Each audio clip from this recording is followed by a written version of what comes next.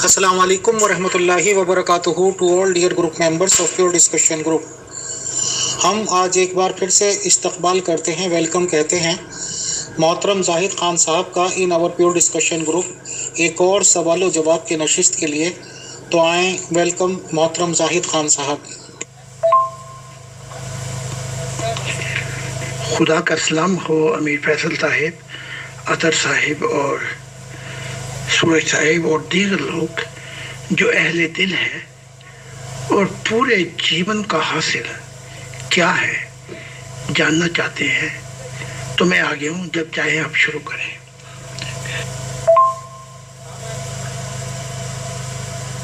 तो जैसे मैंने कहा, so I'm here, please go ahead whenever you receive my audio and then we start. Okay, take care. Welcome मोहतरम जाहिद खान साहब, खैरियत तो है? कहाँ बिजी हैं आजकल? हम लोगों को बिल्कुल भूल गए सर। ईद कुर्बान भी आ रही है, आपको याद होगा, तो उसके लिए क्या तैयारी की है और आप अपने फॉलोअर्स को क्या टीचिंग देंगे कि भैंस खरीदनी है, गाय खरीदनी है, बकरा खरीदना है? सर आखिर किस चीज़ की कुर्बानी करनी है? जाहिद खान साहब क्या टीचिंग दे रहे हैं और उनके फॉलोअर्स क्या करने जा रहे हैं? सर पहला सवाल बताएं, शुक्रिया। मैं उनको कहूँगा कि पहले अपने आप को ज़िबा कर दें, अपनी नफसानी ख्वाहिशात को ज़िबा कर दें और उस रूह को जाने कि इब्राहीम का जो इम्तिहान था कि पहली मोहब्बत किससे वाबस्ता है। तो वो मोटिवेशन ना खुदा चाहता था कि छुरी फिरे, खुदा तो सिर्फ ये देख रहा था कि इसकी पहली और हमेशा की मोहब्बत किसके साथ है, वो करके दिखाए। दुम्बे खा के, बकरों पे हाथ फेर के उन बेचारों को, वो पहले ही ईद से पहले ही उनका वो खामोशी छा जाती है कि हमें बेकसूर ये मार देंगे। एक अरबी दिखाई तौर पे, ज़ाहिरी तौर पे वो 100 दुम्बों पर, बकरों पर या 1000 पे हाथ रख के चला जाता है, पैसे भी मिल जाते हैं, इनको ज़िबा कर दो। ऐसे जो शेख अमीर या जो इस्लाम का ठेकेदार है, उसको क्या पता कि वो क्या कर रहा है। एक शरीयत, ये जो शरीयत है, इसका एक ही चीज़ पे अगर ये अमल करके दिखा दें तो मैं मान जाऊंगा। और ये शरीयत के थूक फेंकते हैं, इनमें से एक भी शरीयत पे नहीं चलता। अब मैंने आसानी की और असल मजमून बयान कर रहा हूं कि दुम्बों पे हाथ फेर के तुम्हें कुछ नहीं मिलेगा। उस रूह को जानो, अपने आप को ज़िबा करो, अपने आप को, जो अपने कम से कम अगर हमारी तालीमात नहीं पढ़ सकते तो अपनी तालीमात को ही पढ़ लो। घरों के ऊपर किताबें रखी हुई हैं, वो ये है कि अपने नफ्स को ही कुर्बान कर दो कि या अय्युहल्लज़ीना आमनु तक़ुल्लाह व अब्तगू इलैहिल वसीलता व जाहिदू फी सबीलिल्लाह। वो अपने आप से जिहाद करो, अपने वो छुरी लेके अपने गले पे फेरो, ताकि तुम्हें कम से कम वो रूह, उन मतलब, वो जो मतलब है असल, उसको तुम जान सको।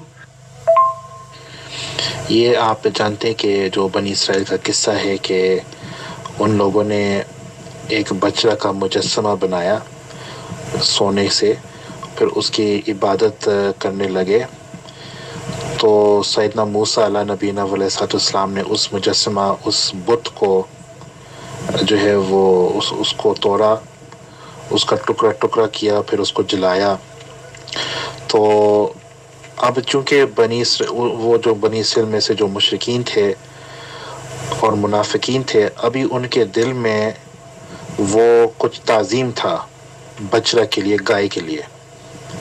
تو اس کو دور کرنے کے لیے اللہ جل شانہ نے سیدنا موسیٰ علیہ السلام کو وحی کے ذریعے سے حکم فرمایا کہ اپنے قوم کو کہو کہ ایک گائے کا قربانی دو، ایک گائے کو ذبح کرو. ٹھیک ہے جی. اب آگے وہ تو قصہ ہے کہ وہ بنی اسرائیل والے جو جن کے دل سخت تھے وہ سوال کر رہے تھے سیدنا موسیٰ علیہ السلام کو کہ وہ بچڑا کا شناخت ہمیں کروائیں. تو جب وہ پورا شناخت بھی ہوا تو ان کے پاس کوئی چارہ نہیں تھا، تو انہوں نے گائے کو ذبح کیا. لیکن آیت قرآن میں یہ بات ذکر ہے کہ انہوں نے تو گائے کا ذبح کیا، لیکن ان کے مطلب وہ اس پر خوش نہیں تھے کہ ہم گائے کو ذبح کر رہے ہیں، یعنی کہ ان کے دل میں کچھ تنگی تھی اس کے بارے میں. تو یہ اس بات کی دلیل ہے کہ گائے کا قربانی وہاں زیادہ مناسب ہے، وہاں زیادہ ضروری ہے جہاں پہ لوگوں کے دلوں میں گائے کا تعظیم ہے.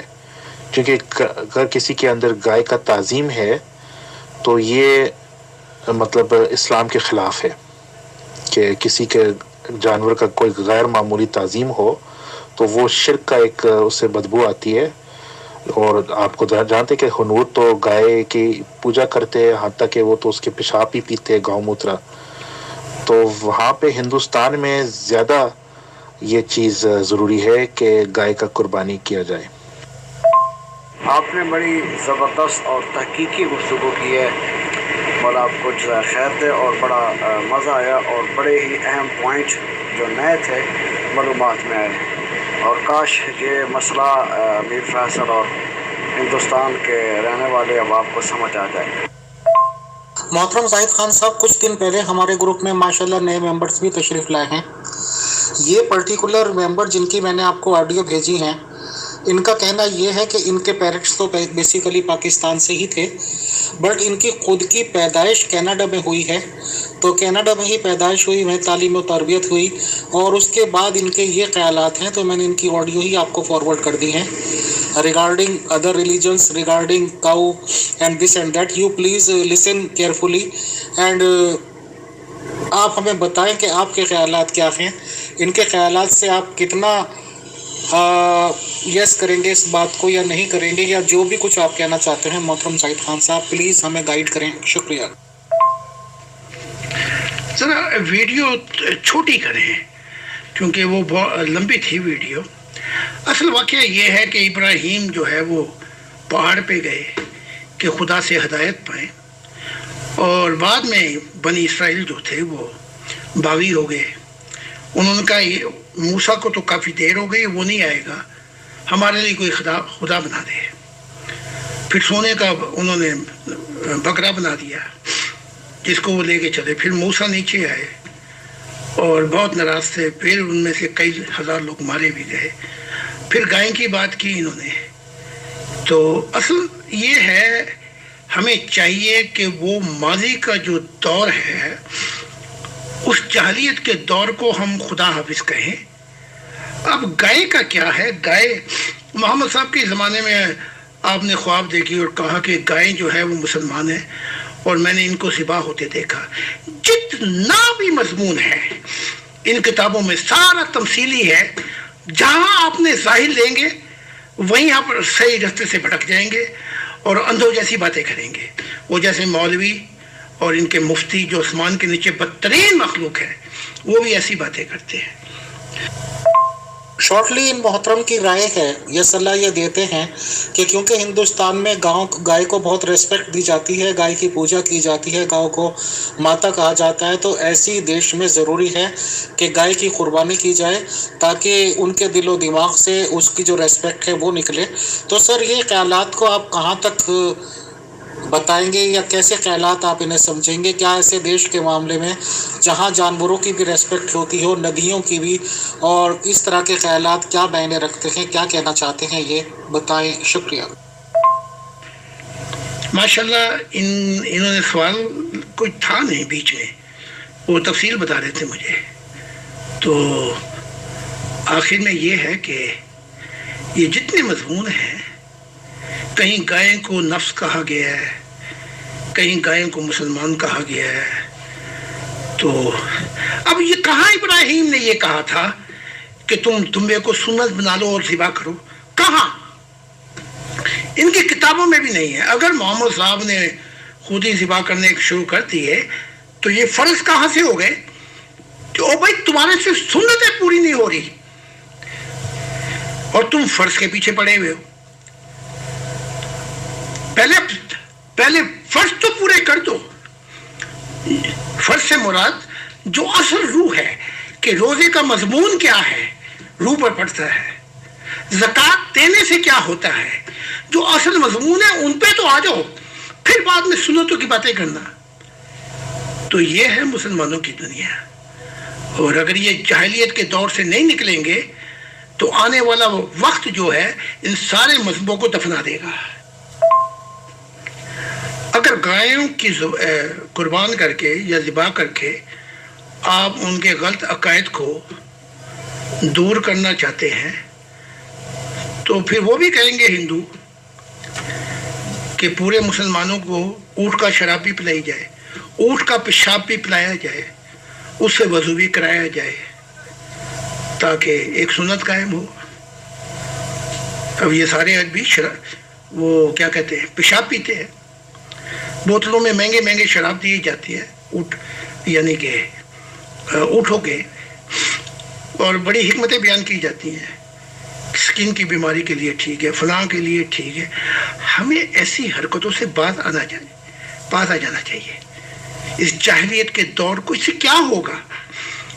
वो कर नहीं रहे हिंदुस्तान में मुसलमान गाय ज़िबा, उसके बावजूद क्या वो अपना जो है हिंदू उन्होंने बदल लिया अपना अकीदा? हर किस नहीं। इसी तरीके से सूअर को हराम किया है। अब अरब के जो यहाँ पे सूअर भी हलाल हो गया है और तुम्हारे मुल्कों के अंदर ही ऐसे गलत अकायद आते जा रहे हैं। क्लबें कायम हो गई हैं शराब की, और उसने सुलेमान ने कर दी है, और दुबई के अंदर। ओ भाई तुम अपने घर को तो संभालो, अपना कूड़ा कीकट साफ करो, फिर किसी और पे आना। और ऐसी हरकतों से, जाहिली बच्चों की हरकतों से कोई तुम खुदा की तरफ नहीं ले जा सकते किसी को।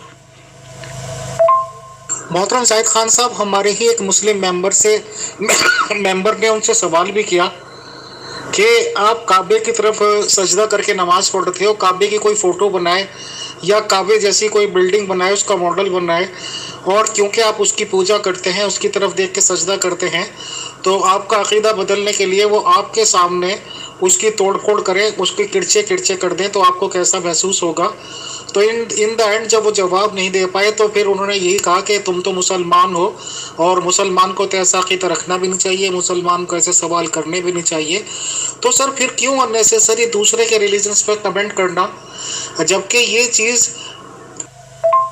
मोहतरम जाहिद खान साहब, जो बहुत सारे लोग ऐसे हैं जो नबूवत के कॉन्सेप्ट ही को नहीं मानते, नबी लोगों को सच्चा नहीं मानते, तो जाहिर सी बात है कि इब्राहीम की स्टोरी उनके सामने पेश की जाएगी तो वो तो यही कहेंगे कि भाई 2-3 बीवियों का चक्कर था, उनकी आपस की टशन थी, उनके आपस के लड़ाई झगड़े थे, और एक बीवी का फेवर करते हुए दूसरी बीवी को कमतर करते हुए इब्राहीम साहब ने एक बीवी और एक बच्चे को बेसहारा बिना दाना पानी के सहरा में छोड़ आए, बिना सहारे के। और जब उस औरत ने पूछा भी कि किसके सहारे छोड़ के जा रहे हो, तो शायद उन्होंने ये कह दिया हो कि भाई खुदा के सहारे।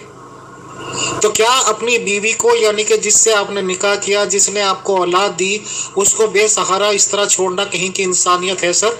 और जब छोड़ के तो आगे चलो, जब वो बच्चा थोड़ा बड़ा हो गया तो फिर ये कहने आ गए कि ख्वाब देख लिया जी, इसका गला काटना है, खुदा ने कुर्बानी मांगी है, उसका कत्ल करने की कोशिश की। ये तो अलग बात है कि क्या मामला वहाँ हुआ होगा, एक शीप आ गई। बट ना तो इब्राहीम साहब का कहीं लिखित में ये ऑर्डर है इन रिटर्न कि मैंने एक शीप को काट दिया यहाँ पे तो आप लोगों को भी ये करना है, ना ही पर्टिकुलरली ऐसा कहीं ऑर्डर है। तो हालांकि ये बिना किसी हुक्म के लाखों करोड़ों जानवर काटते हैं, तो आखिर फिर भी गाय पर क्यों इस तरह की باتیں کرتے ہیں جو کہ ایک قوم کا یا ایک کمیونٹی کا جس کو کہ اچھا مانا جاتا ہے، جس کی ریسپیکٹ کی جاتی ہے، جبکہ جانور تو ان کے پاس بہت سے ہیں۔ ان کے یہاں تو کتوں کی بریانی کھلائی دی جاتی ہے، بازار میں کتا کا حلیم بنایا جاتا ہے، کتے کی پلاؤ بنا کے بیچ کے کھائی جاتی ہے، تو ان کی بھی قربانی کر سکتے ہیں سر۔ یہ ایسی چیزوں کی قربانی کیوں نہیں کرتے؟ آخر کس خیالات کے لوگ ہیں یہ لوگ؟ بتائیں۔ شکریہ۔ میں آپ کے پہلے سوال کا جواب دے دوں۔ جب یہ گردوارہ لاہور میں جب یہ قصہ چلا تو مسلمانوں نے راتوں رات ہی وہ گردوارے کا وہ ڈھاکے اوپر کا حصہ مسجد بنا دی۔ تو صبح جب وہ مجسٹریٹ آیا تو اس نے دیکھا وہ تو مینارہ بنا ہوا ہے۔ تو اس پہ اقبال نے کہا تھا، مسجد تو بنا ڈالی پل بھر میں ایما کی حرارت والوں نے، من میرا پرانا پاپی ہے، من ہمارا پرانا پاپی ہے، برسوں سے نمازی بن نہ سکا۔ یہ ایسے کام کرتے ہیں۔ اب آتے ہیں دوسری بات کی طرف کہ کعبے کی طرف منہ کر کے نماز پڑھنا۔ تو صوفی ایسا نہیں کرتے تھے۔ جیسے یہ داتا علی حجویری جن کا نام عثمان بن جلابی ہے، انہوں نے مسجد کا رخ ہی کعبے سے ہٹا کر کسی اور طرف کر دیا۔ تو یہ مسلمان کبھی بھی نہیں بدلتے، نہ پہلے بدلے نہ آج بدلے۔ تو یہ آپ کو واقعہ سنا رہا ہوں بہت پرانا۔ تو ڈھانے کے لیے آ گئے، مسجد گراؤ، اس کا رخ اس طرف نہیں ہے۔ تو وہاں داتا علی حجویری نے ایک بات کہی، اور وہ قرآن میں بھی ہے، رب المشرق عین و رب المغرب عین۔ تو رب جو ہے وہ کوئی محدود تھوڑی، وہ تو مشرق کا بھی رب ہے، مغرب کا بھی رب ہے، ہر طرف کا وہی رب ہے۔ اس کے بعد انہوں نے کہا جس نے نماز پڑھنی ہو میری پیچھے پڑے آ کے۔ تو اب یہ واقعہ بھی لکھا ہوا ہے کشف المحجوب میں کہ جب جمعے کو نماز پڑھنے لگے تو لوگوں نے دیکھا کشفی طور پر کعبہ جو تھا وہ وہاں پہ سامنے آ گیا جب آپ نے یہ آیات پڑھی۔ تو ابھی خام خواہ کا جھگڑا کرنا ہندوؤں سے اور کسی اور مذہب سے، او بھائی پہلے اپنے جو مسائل ہیں وہ تو حل کرو۔ تو یہ ایسا نہیں ہے، خدا جو ہے وہ محدود نہیں ہے مشرق اور مغرب میں اور کعبے کی طرف۔ کعبہ جو اصل ہے وہ دل کا ہے، یہاں اس نے اترنا ہے، یہاں پہ وہ جو ہے وہ ڈیرا ڈالے گا، یہاں پر وہ اپنی محبت کو حاصل کرنا چاہتا ہے۔ اور جو وہ دل جو ہے جو اس کی محبت کے اندر پہلی اور ہمیشہ کی محبت کے اندر بہت دور نکل جاتا ہے، اصل کعبہ وہی ہے، وہیں پہ خدا آ جاتا ہے اور اپنا درشن کراتا ہے، جلوہ کراتا ہے۔ یہ جتنے بھی مذہب ہیں یہ ایک ہی خیالات کے لوگ ہیں۔ یہ اپنی کتابوں کو اونچا کر کے کہتے ہیں آؤ سچائی ہمارے پاس ہے، لیکن اتنے نکمے ہیں کہ وہ سچائی مناتے بھی ہیں، جشن مناتے ہیں، لیکن اپناتے نہیں ہیں۔ تو یہ ایک ہی سوچ کے لوگ ہیں، چاہے یہ مسلمان ہوں، ہندو ہوں، یہ سب ہوں۔ وہ دوسری بات یہ ہے، اس سوال کا جواب جو ہے وہ یہ ہے کہ حقیقت یہ ہے جہاں پہ کہا بھی گیا ہے، بتایا بھی گیا ہے کہ انبیاء جو ہیں میں نے ان کو بھیجا تھا میرے متعلق بتانا۔ یہ منزل جو ہے خدا کی ذات ہے۔ اب انہوں نے وہ منزل جو ہے وہاں پہ نبیوں کو بٹھا دیا، ان کے صبح و شام ان کی شاعری، ان سے ہی عشق، ان سے ہی وہ سب کچھ۔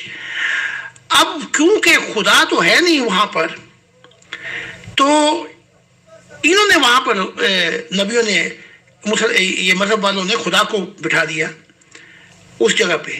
اس لیے کوئی اگر دور سے اینالائز بھی کرے کہ بھئی یہ خامیاں تھی تمہارے نبیوں میں، تو یہ چڑھ دوڑتے ہیں اس کے قتل کے۔ اصل بات یہ ہے، اصل بات یہ ہے کہ کوئی نبی، فرشتہ، کوئی مخلوق خدا کے بعد ایسی نہیں ہے جو غلطی سے پاک ہو، مبرہ ہو۔ ہم نے وہ چیزیں نہیں دیکھتے کہ جو غلطیاں کی ہیں ان نبیوں نے، ان کو اینالائز کر کے آگے چلے. اب یہاں جو میں بات بیان کرنے لگا ہوں وہ عیسیٰ کی ہے. اس وقت بھی یہی تھا سارا چکر. وہ کہتے تھے ہمارا تو نبی جو ہے اس سے تو کوئی موسیٰ سے وہ تو رو ماڈل ہے, یہ ہے, نمونہ ہے, فلاں ہے. تو پھر پوچھا گیا کہ اے استاد کامل کون ہے, نیک کون ہے, پرفیکٹ کون ہے؟ اس نے کہا تو مجھے نیک اور کامل کیوں کہتا ہے؟ دعویٰ ہے اس کا مسیح کا, دعویٰ ہے سید کا بیٹے کا. کوئی بھی نیک نہیں, کوئی بھی کامل نہیں, ہر کسی سے جو ہے وہ غلطی ہے, ہو سکتی ہے, سوائے ایک کے, اور وہ خدا واحد ہے. یہاں پہ یوں بھی کہہ دیتا بس دو ہی ہیں, ایک خدا ہے ایک منہ ہے, باقی ہم دونوں سے غلطی نہیں ہوتی. اس نے کہا بس ایک ہی ہے. تو ان لوگوں نے کیونکہ ان کو وہاں بٹھا دیا جہاں پہ خدا کو ہونا چاہیے تھا, اس لیے وہ انبیاؤں کو بھی کٹہرے میں لے آئے. روح کی دنیا میں میں نے دیکھا ہے. پھر وہ انبیاء بھی پھنس گئے. میں نے جو بتایا ہے خدا کی طرف سے, عالم بالا کی طرف سے, جو فرشتوں نے دکھایا, جو خدا نے دکھایا, انہوں نے وہ باتیں نہیں بتائیں جس سے منزل صحیح سمت طے ہو جاتی. شریعت کو پھنساتے رہے ایسی چیزوں کو کہ ان کو یہ جو چیز سمجھ سکتے ہیں وہی سمجھاؤ. اور جیسے عیسیٰ کا یہ نہیں سمجھ پائیں گے اصل راز الہی, وہی غلام احمد قادیان, وہی محمد صاحب, یہ سارے انبیاء ایک لائن میں کھڑے ہوئے ہیں. او بھائی اگر یہ سمجھ نہیں پائیں گے انسانیت, تو تجھے کہے کا نبی اور کہے کا مسیح بنایا گیا ہے.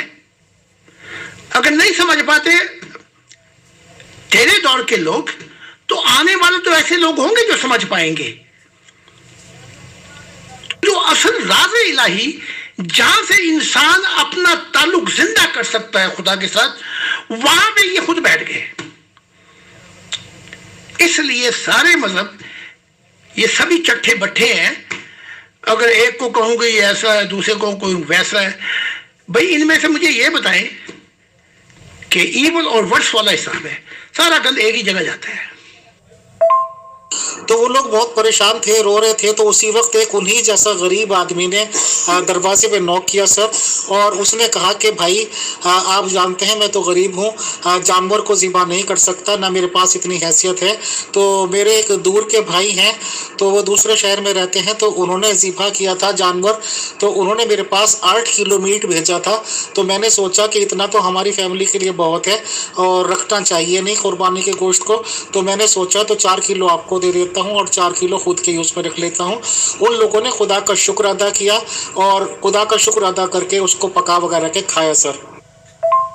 پلس میں نے یہ دیکھا ہے, چلیے پاکستان میں تو روپے کی بہت ہی بری حالت ہو گئی, ہمارے یہاں انڈیا میں بھی آج کل اگر 8 سے 10 کلو میٹ جس میں آ جائے وہ بکرا خریدنے جاؤ تو کم سے کم 10-12 ہزار کا ملتا ہے سر.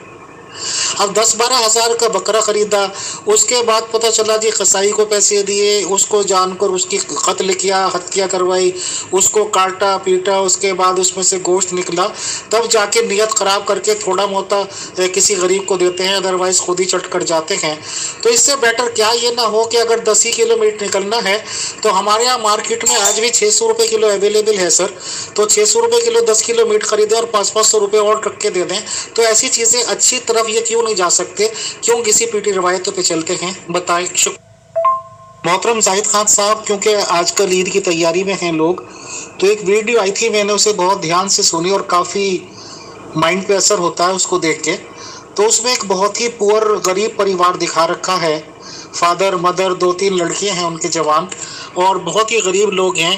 اور عید قرباں آئی تو انہوں نے سوچا کہ چلو ہم لوگ گوشت نہیں کھا پاتے مہنگا ہونے کی وجہ سے, تو عید پہ تو اڑوس پڑوس کے لوگ دیں گے ہی, کیونکہ مسلمان لوگ یہ بتاتے ہیں کہ ایک جانور کو 3 جگہ ڈیوائیڈ کر لو. ایک حصہ تو فرینڈس کے لیے ہے, رشتہ داروں کے لیے, ایک حصہ ان کے خود کے یوز کے لیے, اور ایک حصہ کمپلسریلی طور پر غریب لوگوں کو دینا ہے. बट टाइम की बात यह है कि किसी भी अमीर आदमी ने या लोग जो मीट काट रहे थे, ज़िबा कर रहे थे जानवर, उनके यहाँ नहीं पहुँचाया। और इनके इस बात पर इनके थोड़ा सा इशारा करने पर भी एक ने अगर दिया भी तो बिल्कुल ऐसे छोटे मोटे टुकड़े निकाल के दे दिए जो खाने काबिल नहीं था। तो उस शख्स ने वो चीज़ें देखा और रो वकर के बैठ गया। तो बच्चों ने कहा नहीं नहीं, आप इस तरह अफसोस ना करो, हम लोग तो कुछ और खा लेंगे, दिस एंड दैट।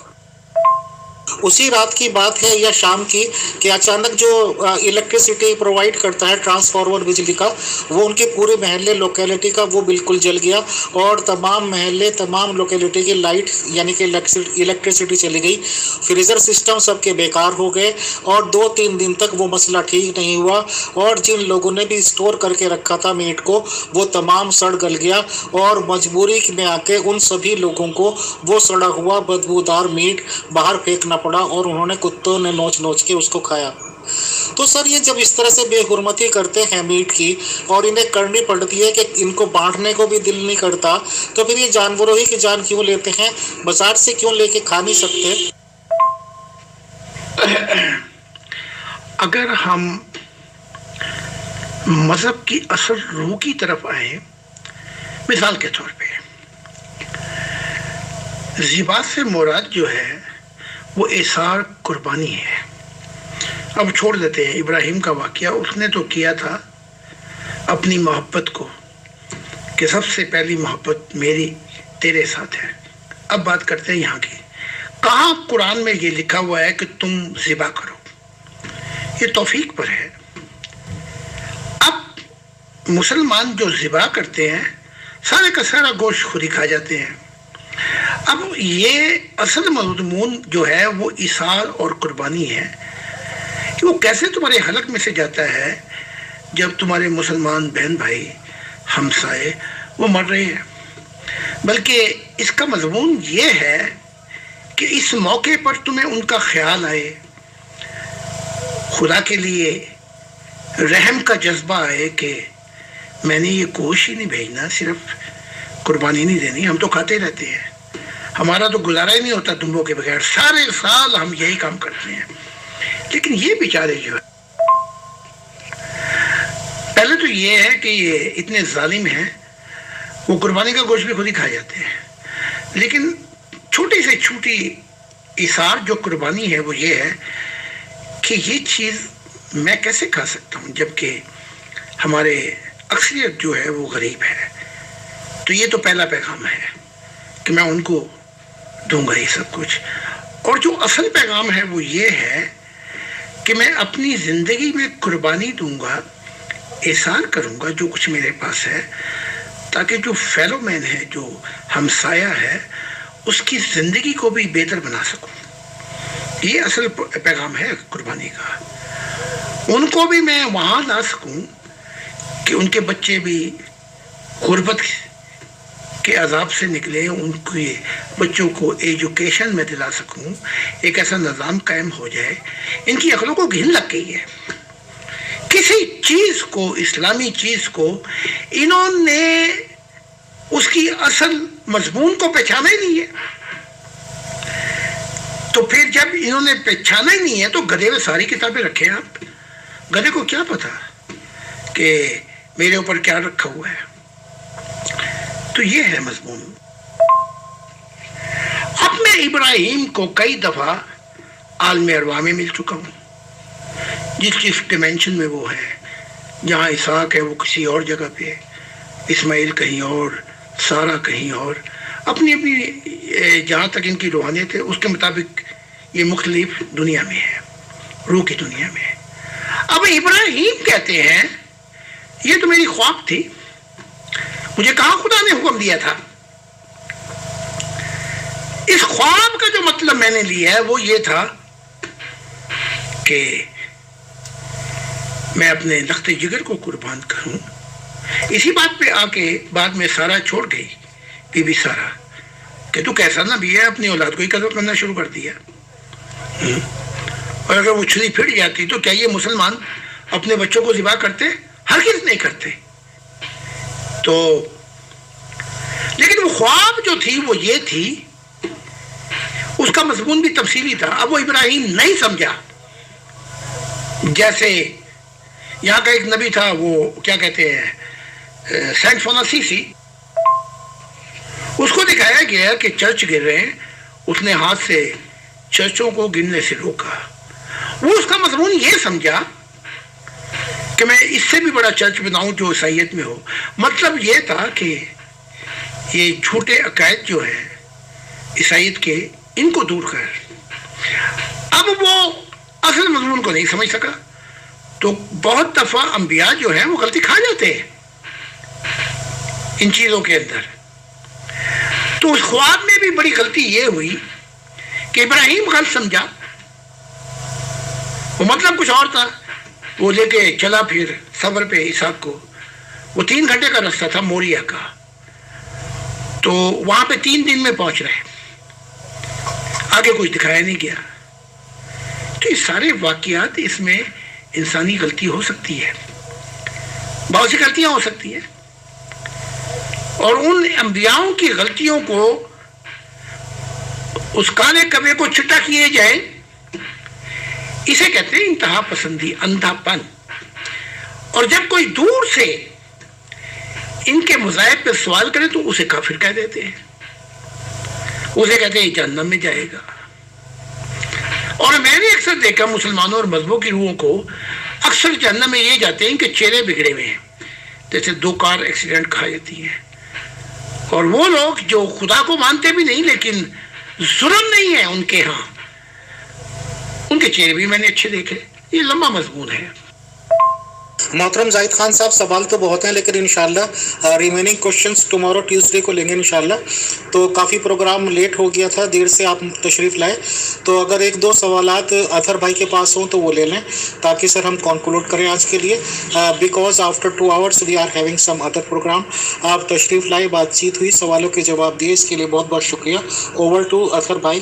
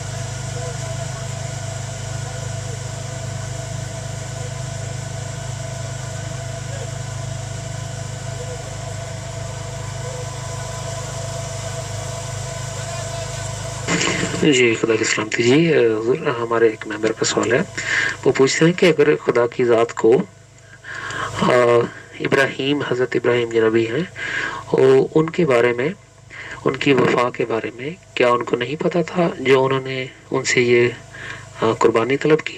اس بارے میں کیا فرماتے ہیں؟ بہت شکریہ. ان کی کتاب میں بھی لکھا ہوا ہے کہ وہ ایک روایت تھی. تو اگر اب نبیوں کو اس کے اصل مضمون کی سمجھ نہ لگے تو خدا کا کیا قصور؟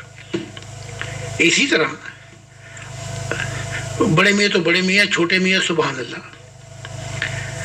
پھر نبیوں نے جو تمثیلیں بیان کی، ان کی تمثیلوں کی مذہب والوں کو سمجھ نہ لگے تو آپ بتائیں کس کا قصور ہے؟ تو خدا کا نام بدنام، نہ خدا 3 میں نہ 13 میں. میں کئی دفعہ بتا چکا ہوں کہ مذہب خدا سے شروع ہوئے ہی نہیں. انسان جو ہے وہ اتنی نیچے جا گرا ہے، we call them fallen mankind، کہ اس کو اوپر لانے کے لیے انڈائریکٹ ڈومینین جو فرشتوں کا ہے، وہیں سے مذہب شروع ہوتے ہیں. وہ کیا کہتے ہیں 12 کروڑ آرک انجن ہے، ان کے نیچے انگنت فرشتوں کے جہان ہیں، وہیں سے مذہب شروع ہوتے ہیں، وہیں سے سب کچھ شروع ہوتا ہے. اور مین کائنڈ جو ہے وہ under the dominion of angel. دو ڈومینین ہیں، ایک ہے انڈائریکٹ، ایک ہے ڈائریکٹ. تو جو براہ راست جو ہے وہاں تک تو پھر خدا کی محبت جو ہے خدا کے قانون سے بالا ہے. اب ان کو میٹرک تک کون لے کے آئے؟ اس کے لیے فرشتے لگے ہوئے ہیں کہ ان کو وہاں تک پہنچا کے ان کی جو گاڑی جو ریل ہے پٹری سے اتر گئی ہے اوپر چڑھائے تاکہ ان کا روحانیت کا سفر ہو. تو اے میں خام خواہ خدا کو بیچ میں لے آنا. پھر میں بتا چکا ہوں کہ اگر قرآن کا جو بتایا گیا ہے جبرائیل نے تو اس میں سے 80% تو محمد صاحب کی حکمتیں ہیں، باقی وہ ہے اس کا فرشتوں کی تھوڑی سی گائیڈنس. تو ان سب کو نکال دیں تو 2 صفحے کا قرآن رہ جائے گا.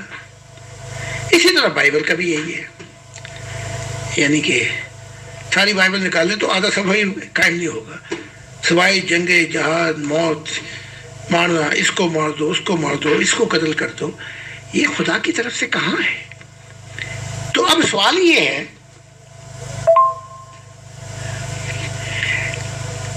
یہ پہلی دفعہ یہ واقعہ ہوا ہے کہ مسیح خدا نے اپنا دل بنایا اور یہاں سے خدا کی دنیا شروع ہو جائے گی. خدا کا خاندان، خدا کی سوسائٹی، خدا کی قوم، خدا کی دنیا. اب یہاں پر پہنچ کر پتہ لگا کہ مذہب بھی یہیں سے شروع ہوئے، شریعتیں بھی یہیں سے شروع ہوئی. یہ اربوں سال کی کہانی ہے. ہم اپنی بات کرتے ہیں 6000 سال کی کہانی کی جو یہ عراق میں آیا تھا. یہ سارا کرتا رستہ جو کچھ ہوا ہے ابھی تک، اب میں بتاتا ہوں تو کہتے ہیں کہ اس کو قتل کر دو، اس کو مار دو. تو اب خدا کی ذات بتا رہی ہے جہاں جب وہ روحانیت میں ترقی کرتا ہوا براہ راست آ جائے خدا کے پاس، نہ وہاں قربانی ہے نہ وہاں کوئی ایسی شریعتوں کی حرکتیں ہیں، وہاں تو صرف محبت کا انعام کے سوا کچھ اور ہے ہی نہیں. جب آپ اس چیز کو جان جائیں گے اور یہ 21ویں صدی کا نیو ہیومن ایرا کہ جہاں سے براہ راست خدا کو جانے گی انسانیت، تو میں خدا کے دل کے راز بیان کر رہا ہوں تاکہ یہ مسائل حل ہوں اور یہ کچی پکی کے اندر جو پھنسے ہوئے ہیں یہ یہاں سے نکلیں. ایک بچہ جب چھوٹا ہوتا ہے کچی پکی میں ٹھیک ہے، نرسری میں ہوتا ٹھیک ہے، اب وہ ہو جائے 50 سال کا پھر بھی وہیں پہ پھنسا رہے تو آپ اسے کیا کہیں گے؟ جی حضور خدا کی سلامتی. جی ہمارے ایک ممبر کا سوال ہے، یہ پوچھتے ہیں کہ محترم زادی خان صاحب، ایک شخص نے پوری زندگی میں خدا کی نافرمانی کی ہو، گناہ کاری کی ہو، لوٹ مار کی ہو، قتل و غارت کی ہو، اور وہ اپنے بڑھاپے میں ہدایت کی طرف آ جائے یا آپ کے مشن میں شامل ہو جائے، تو کیا فرشتے اور خدا کے ذات اس کی زندگی بھر کے جو کردہ گناہ ہیں، جو اس نے جو ظلمت کی ہے، کیا اسے معاف کر دیں گے؟ یہ اس کا اسے خمیازہ بھوگنا پڑے گا آخرت میں؟ اس بارے میں آپ کیا فرماتے ہیں؟ شکریہ. یہ رسم محمد صاحب نے شروع کی تھی. اگر بڑھاپے میں بھی کلمہ پڑھ لیتے تیرے سارے گناہ معاف ہو گئے. صحابی بھی عمر بن عاص ڈاکے ڈالتے تھے، قتل کرتے تھے بڑی اور دولت لے کے آئے، یا رسول اللہ میں نے یہ بڑی اکٹھی کی ہے. آپ نے کہا میں نہیں لیتا لیکن تیرے گناہ معاف ہو گئے. ایسی حرکتیں کرنا جس سے پھر لوگ داخل ہو گئے اسلام کے اندر. بھئی میں جو مرضی کروں، 900 چوہے کھا کے بلی حج کو چلی، اور بڑھاپے کے اندر جان جا رہی ہے، فوراً کلمہ پڑھ لو تو گنجائش نکل آئے گی کوئی نہ کوئی. اب میں اصل مضمون کو سمجھاتا ہوں. زندگی کے کسی موڑ کے اوپر بڑھاپے کے اندر بھی کوئی یہ اعلان کر دے یا میری بیت لے لے کہ میں وعدہ ہی دیتا ہوں مرنے سے پہلے اگر میں زندہ رہا تو میں ان وعدوں کو پورا کروں گا. جیسے وہ ملک شاہد تھے ہمارے، کچھ مہینے کیا کرایا کچھ نہیں، وہ پھر بیمار رہے وہ کہتے تھے میں دل سے بدل چکا ہوں، اور مر گئے۔ مرے تو وہ جو روح میں اندھیرا ہے وہ تو نہیں جائے گا ایک دم، میں آپ کو سمجھا رہا ہوں۔ تو اگر کوئی ممبر بڑھاپے کے اندر وعدے دے بھی دے تو میں یہ کہوں بھائی سب کچھ معاف ہو گیا، نہیں۔ ہاں یہ ہوگا وہ مر گیا، وہ جائے گا تو وہیں پہ جہاں کی اس کی کالی روح ہے، لیکن وہاں پر اس کو موقع ملیں گے کہ وہ اوپر جا کر کچھ وقت گزار سکے اور خدا کی معرفت الہی کی وہ نور جو ہے وہاں نیچے پھیلا سکے، جو اس کی دنیا ہوگی، جو اس کی دنیا ہوگی۔ تو یہ بھی بہت بڑا کرم اور عنایت ہے کہ اگر وہ 9 ماہ جہنم کے اندر ہے یا کسی اپنی حرکتوں کی وجہ سے یا درمیانی دنیا میں ہے، تو اس کو کم سے کم 3 ماہ مل رہے ہیں کہ وہ اوپر جا کے اپنی روح کا گند دور کر سکے اور پھر اپنی دنیا میں آ کر وہ روشنی انسانوں کو بھی دے۔ تو یہ روح کی دنیا کا سلسلہ ایسے چلتا ہے، یہ نہیں کہ بھائی میں مر رہا ہوں، میں ایمان لے آیا حضور اور مسیح اور خدا کے دل پہ اور سب کچھ میرا معاف، اور سب کچھ میرا معاف، ایسا نہیں ہے۔ اس کی اور تفصیلات بھی ہیں جو میں بیان کر سکتا ہوں، لیکن یہ ہے کہ اگر کوئی یہ وعدے دے کے مر جائے، یہ تو کسی کو بھی نہیں پتا، لیکن وہ جو وعدے ہیں وہ اپنی دنیا میں نبھائے گا، چاہے وہ دوزخ میں ہو، چاہے وہ اپنا عالم برزخ میں ہو، تو اسے فائدے تو ملیں گے تاکہ اس کی روح کا جو زنگ ہے، اندھیرے ہیں، وہ دور ہو جائے، اس کو موقع ملیں گے اوپر کے۔ لیکن اس کا فرض یہ بھی بن جائے گا کہ اپنا دھواں بھی صاف کرے اور اندھیرے، اور جس دنیا میں بھی ہوگا ان کو بھی وہاں کے اندھیرے بھی دور کرے، اور وہاں کے جو لوگ ہیں ان کو خدا کی نور، خدا کی محبت الہی کی خبر دے۔ اسی سوال کا حصہ اگر کل پوچھیں گے تو اور روشنی ڈال سکوں گا کہ جیون کے اندر جب آدمی موڑ آتا ہے تو زندگی کے کس موڑ پہ آتا ہے، اس کے مطابق جو ہے وہ پھر اندھیرے دور ہوتے ہیں، ورنہ اس کی کسی موڑ پر وہ چلا جائے تو اس عہد پیما میں کیا اس کو فائدے ہوں گے، اور اپنے اندھیرے دور کرنے کے لیے اس کو کہاں کہاں جانا پڑے گا۔ خدا حافظ۔ بہت بہت شکریہ، بہت جزاک اللہ محترم زاہد خان صاحب، آپ تشریف لائے اور سوالوں کے جواب پرووائڈ کرائے سر۔ انشاءاللہ ٹمورو ٹیوزڈے پھر ملاقات ہوتی ہے، تب تک کے لیے اجازت، اللہ حافظ، السلام علیکم، خدا کی سلامتی ہو آپ پر۔ Thanks a lot for every question which have a exceptional source that we come to know the real answer for the purpose of life. And God bless all of you. And we will be start again from same point tomorrow. I wish you a nice day and take care. Bye.